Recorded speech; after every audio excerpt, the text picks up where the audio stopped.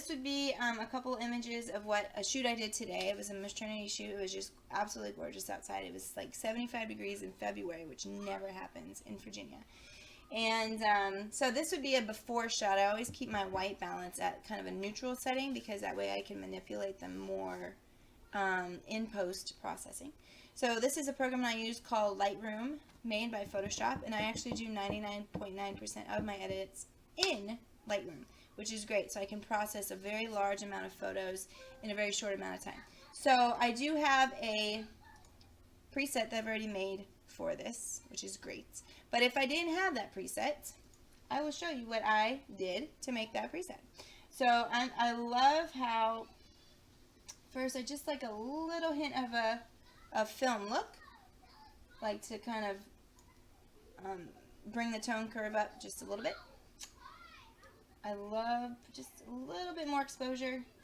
I need a little bit more warmth, and already you're just seeing right there. I mean, I don't even need to pay for all these presets. I bought like $300 worth of presets with all these different companies when I just like, you know what? I have my own system. I like what I do. I don't want to lose too much information on that white dress. Bring up the shadows just a tinge. There you go. I like to have a little bit of that contrast, a little bit clarity, a little bit of vibrance. I'm going to come down here to skin tones, a little bit more of that trees, and already, I mean, I think I'm pretty much done editing at that point.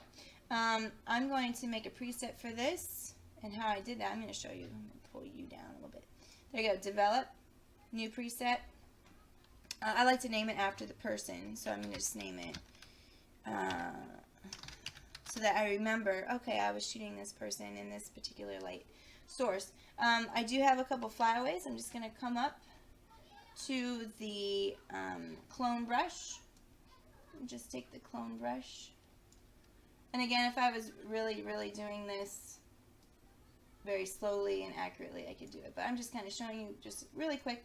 I don't want to bore you with kind of my process. I love, love, love that.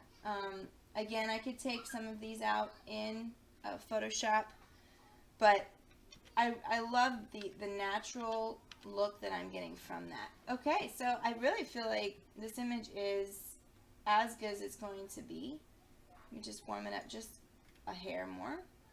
I always shoot crooked for some reason. I don't know why I do that. So what I'm going to do is I'm going to come out in here level, and just that little subtle difference really helps everything to look up and down.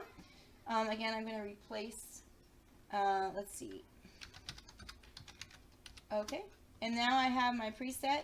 Then I go and I Control A,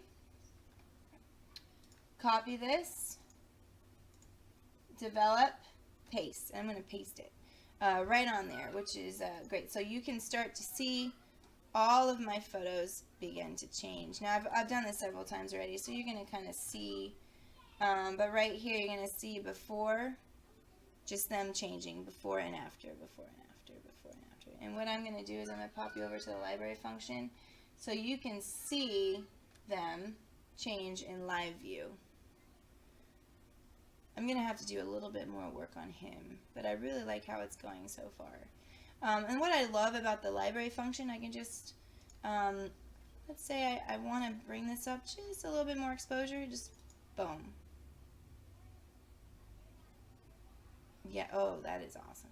Okay, so that's kind of what my process is, and I love how I can take these files, and I always shoot raw, which is the highest quality form that you can do. And I basically, that's pretty much what I'm going to be doing. I just love how I can have creative control. I love how I can know how to do them myself. A lot of photographers can ship them off to another company to get them worked on, especially if they do a lot of weddings. But I love knowing that I can have creative control. I can do it myself. I can actually do an entire wedding in 4 hours, which is amazing. Check back with you later. Have a good night.